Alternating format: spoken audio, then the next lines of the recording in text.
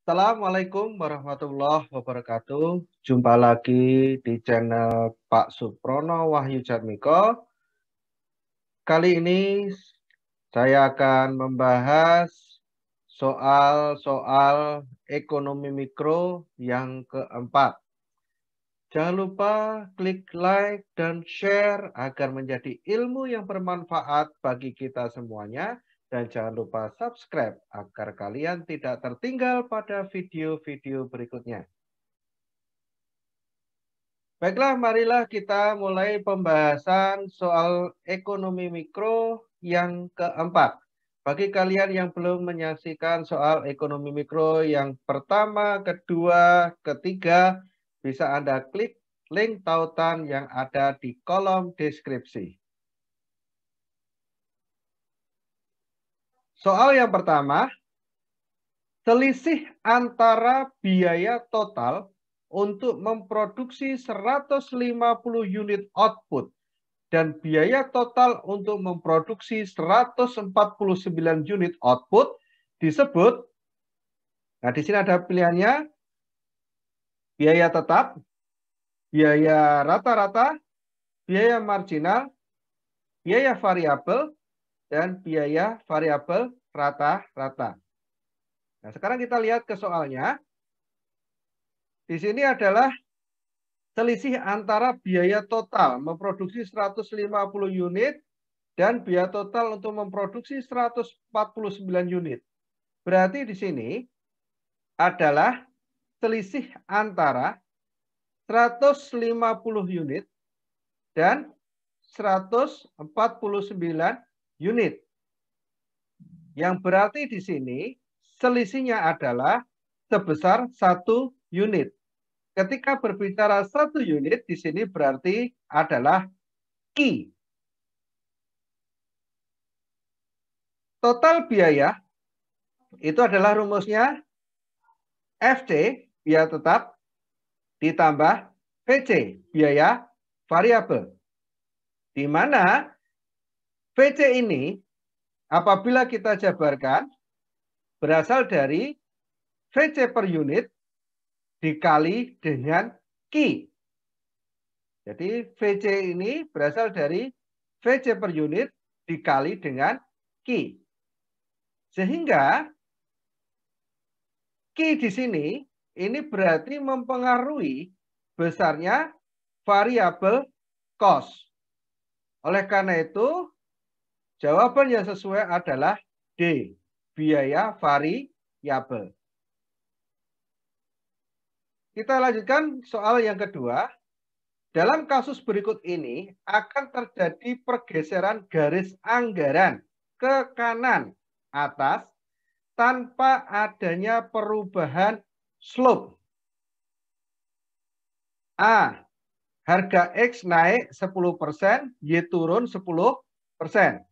B. X dan Y naik 10%. C. X dan Y naik 10%, pendapatan nominal turun 5%. D. X dan Y turun 10%, pendapatan nominal turun 10%.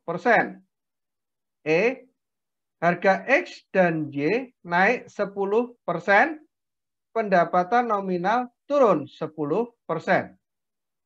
Nah, ketika garis anggaran itu bergeser tanpa merubah slope atau lereng, berarti kalau di sini ada garis anggaran 1, 2, 3, maka bergeser tanpa merubah slope, ini berarti ini sejajar seperti ini bergesernya. Dari 1 ke 2, 2 ke 3. Nah, perlu diingat bahwa di sini yang namanya garis anggaran itu X dan Y di sini adalah merupakan barang, yaitu barang X dan barang Y. Nah, ketika di sini bergeser tanpa merubah slope, berarti di sini ada perubahan dari X dan Y.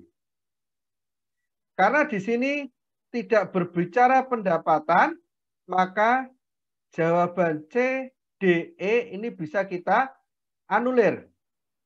Jadi Karena di kurva ini tidak berbicara masalah pendapatan.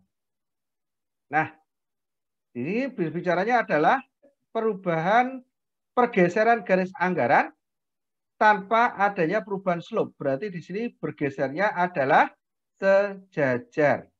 Maka karena di sini sejajar, baik X dan Y berarti ini berubahnya sama. Kalau X naik, maka Y juga naik. Kalau X turun, maka Y juga harus turun. Maka di sini yang jawaban sesuai adalah B. Berikutnya nomor 3, pernyataan di bawah ini yang menunjukkan hubungan yang benar antara biaya marginal, penerimaan marginal, kemudian biaya, penerimaan, dan laba. A. Laba akan maksimal jika biaya minimal. B. Laba akan maksimal jika pendapatan maksimal. C. Laba akan maksimal jika biaya marginal minimal. D. Laba akan maksimal jika pendapatan lebih besar dari biaya. E. Laba akan maksimal jika biaya marginal sama dengan pendapatan marginal. Nah, di sini perlu diketahui bahwa yang namanya laba maksimal itu terjadi ketika MR sama dengan MC. Di mana MR itu adalah marginal revenue atau pendapatan marginal, sedangkan MC adalah marginal cost atau biaya marginal. Sehingga A, B, C, D, E di sini yang sesuai adalah E. Soal selanjutnya, diketahui total biaya perusahaan adalah TC sama dengan Q pangkat 3 min 5Q kuadrat plus 60Q. Di mana biaya rata-rata akan mencapai maksimum jika perusahaan berproduksi pada kuantitas Q. Jadi di sini ditanyakan adalah AC mencapai minimum. Apakah di 2,5 unit, 3 unit, 3,5 unit, 4 unit, atau 4,5 unit. Jadi perlu diketahui AC minimum itu terjadi pada saat berpotongan dengan MC. Average cost berpotongan dengan marginal cost ini adalah pada titik minimum AC. AC ini rumusnya adalah TC per Q.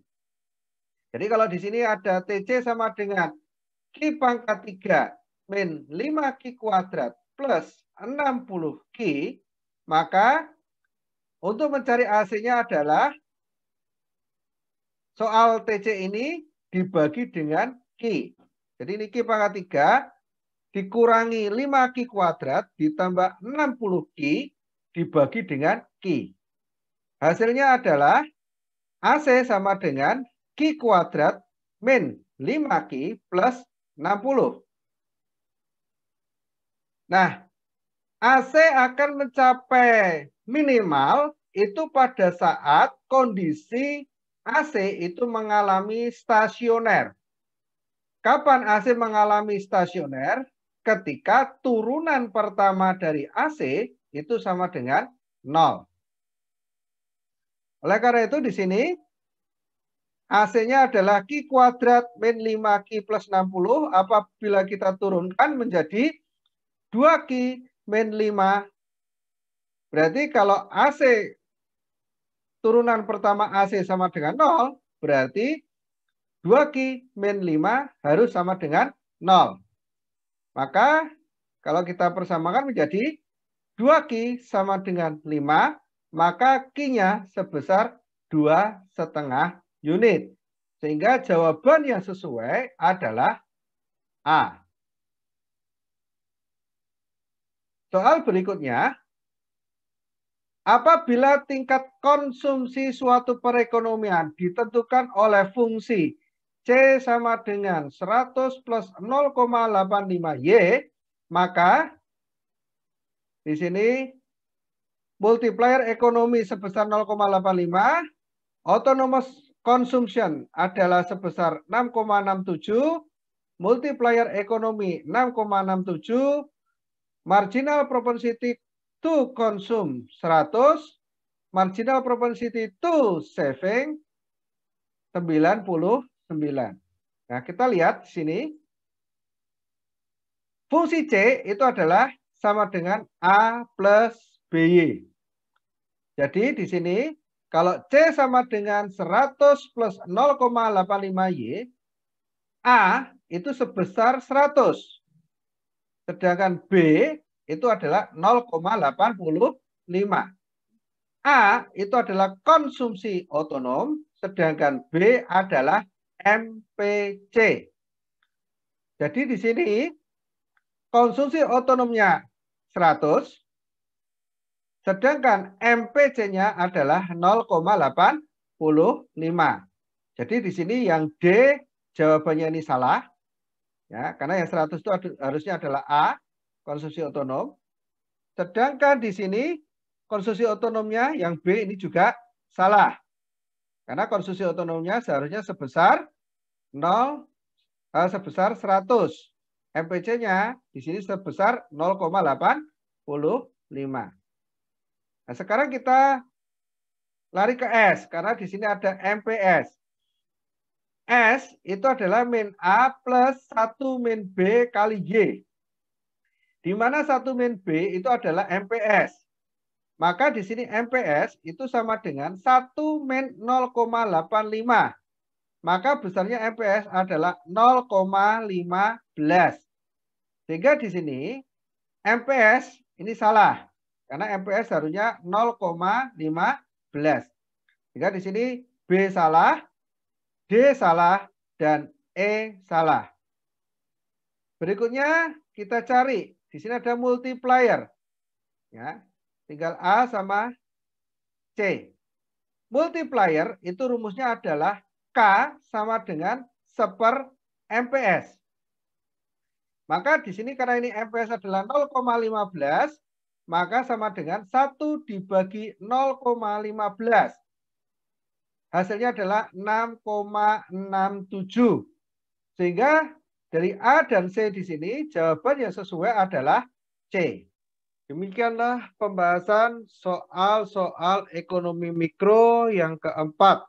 Jangan lupa klik like dan share agar menjadi ilmu yang bermanfaat bagi kita semuanya. Dan jangan lupa subscribe agar kalian tidak tertinggal pada video-video berikutnya. Kurang lebihnya mohon maaf. Akhirul kalam. Wabillahi taufiq wal hidayah. Assalamualaikum warahmatullahi wabarakatuh.